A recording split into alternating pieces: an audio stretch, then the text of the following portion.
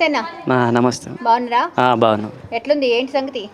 ఎట్లున్నది కాంగ్రెస్ వచ్చి రాజకీయం వచ్చి కాంగ్రెస్ వచ్చిన కానీ గట్లనే ఉన్నది. ఎందుకు కాంగ్రెస్ నచ్చలే?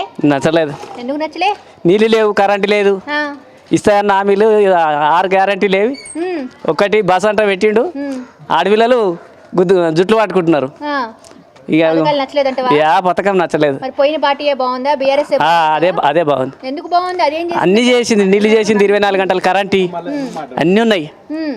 మరి దీంట్లో ఏమున్నాయి? ఏం లేదు. మరి ఎందుకు గెలిపించుకున్నారు? ఎందుకు గెలిపించుకున్నా అంటే మొత్తం ఏం చేస్తారో కొత్తది వస్తే అని అనుకున్నారు, ఏం చేయలేడు. అంతే అంటావు. మరి చేవేళ్ళు అయితే బానే వచ్చింది కదా? ఏది రాలేదు, ఇదే వచ్చింది, టీఆర్ఎస్ వచ్చింది. అదే టీఆర్ఎస్ వచ్చింది కదా.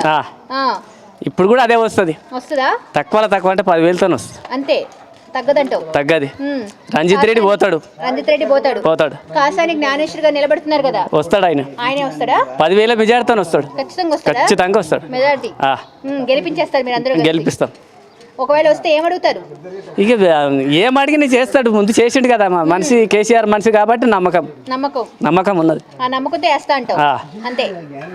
సబ్స్క్రైబ్ చేయండి. Please do subscribe to. Please like, share and subscribe to top Telugu TV. Top Telugu TV.